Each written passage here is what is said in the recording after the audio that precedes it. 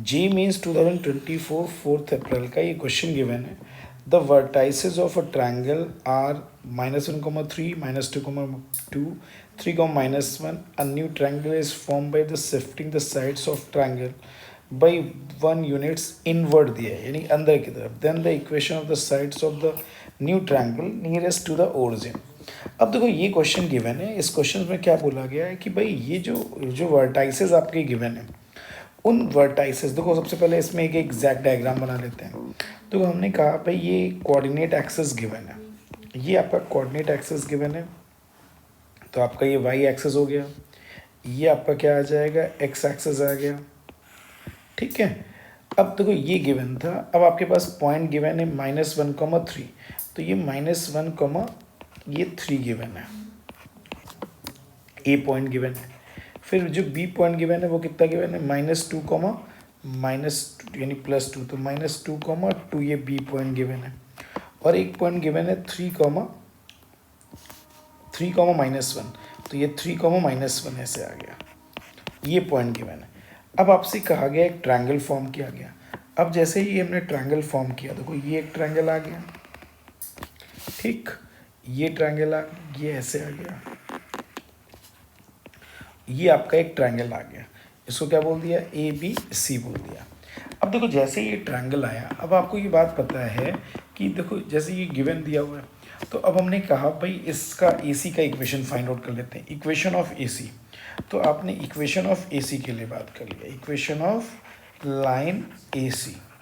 अब ए सी का अगर हमने इक्वेशन फाइंड आउट किया तो कितना आ जाएगा, y-y1 is equal to y2 - y1 upon x और -x1,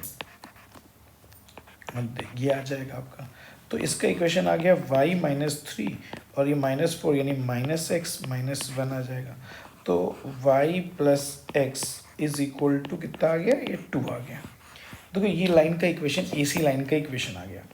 अब देखो इन्होंने ये बोला है कि AC लाइन, यानी कि अब देखो AC लाइन भी हो सकता है और BC भी हो सकता है। इन्होंने देखो क्वेश्चन में क्या बोला, मैंने देखो ये इक्वेशन क्यों फाइंड आउट किया, आपने कहा कि हर एक साइड को इन्वर्ट की तरफ बेटा 1 यूनिट डिस्टेंस क्या कर दिया गया, इन्वर्ट कर दिया गया, यानी कि ये अंदर आ रहा है और ये अंदर आ रहा है।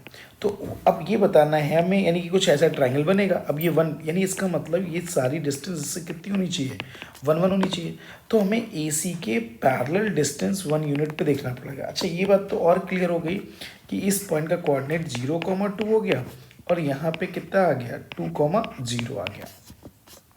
अब इससे 1 यूनिट डिस्टेंस पे अगर हम इसके पैरेलल 1 यूनिट डिस्टेंस पे ऐसे ऐसे आएंगे, ठीक है, तो ये ऐसे, तो इसके पैरेलल इक्वेशन हमें फाइंड आउट करना। इन्वर्ट का मतलब जो जिसका जो है 2 से कम होना चाहिए। तो आप देख लें इक्वेशन ऑफ, ठीक है, a line which is parallel to this line, ठीक, which is parallel to y plus x is equal to 2, तो क्या आ जाएगा, x plus y is equal to lambda आ गया। अब ये जो लैम्डा आ गया, इससे ओरिजिन की जो डिस्टेंस, सॉरी ओरिजिन कह रहे हैं, इस लाइन की जो डिस्टेंस है, इससे इसकी जो डिस्टेंस है वो 1 यूनिट है।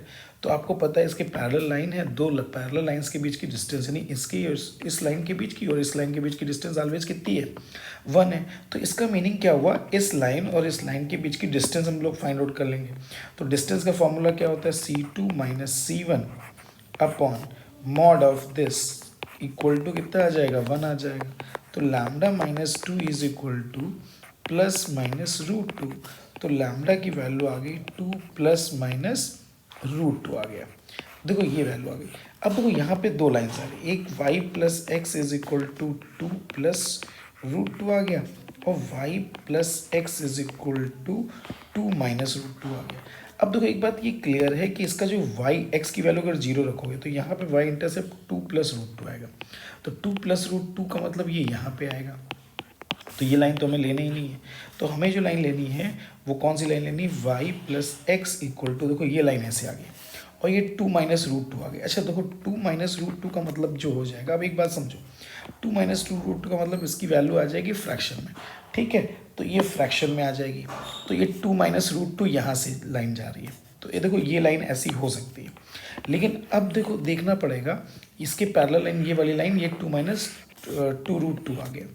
अब हमने कहा BC के लिए बात कर लें। BC हो सकता है, BC देखना, BC के पैरेलल जो लाइन ड्रॉ कर रहे हैं वो हो सकता है ओरिजिन से क्या हो जाए, अगर इससे लेसर डिस्टेंस पे हुई तो आपका ओरिजिन से लेसर वाली जो, अब ओरिजिन से लीस्ट डिस्टेंस पे जो लाइन होगी वो BC के पैरेलल हो जाएगी। अदरवाइज ये अगर ये यहाँ पे हो गई लाइन और BC के पैरेलल वाली लाइन यहाँ पे हो गई, यानी यहाँ पे हो गई, तो उस केस में ये वाली लाइन क्या हो जाएगी, लीस्ट डिस्टेंस पर आ जाएगी। तो अब हमें क्या फाइंड आउट कर पढ़ना पड़ेगा, इक्वेशन ऑफ BC।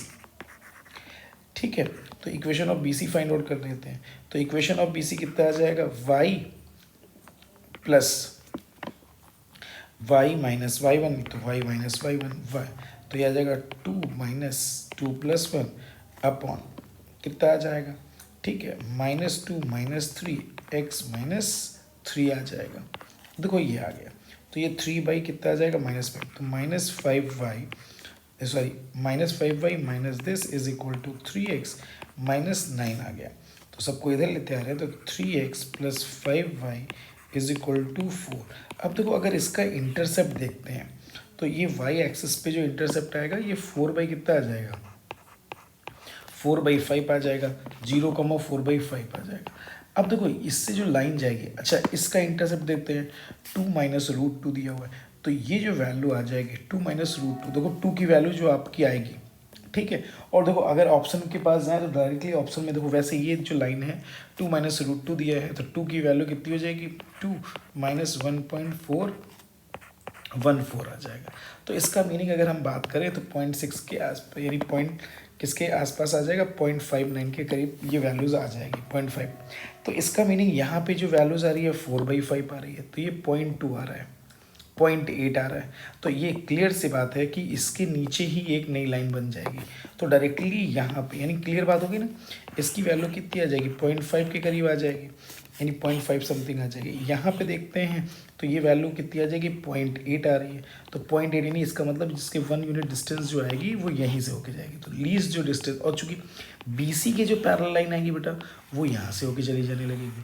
तो इसका मतलब क्लियर हो गया कि लीस्ट डिस्टेंस वाली जो लाइन आएगी y plus x is equal to कितना आ जाएगा, 2 माइनस √2। यही आपका क्या आ जाएगा, आंसर आ जाएगा। आ गया ना समझ में। Thank you for watching.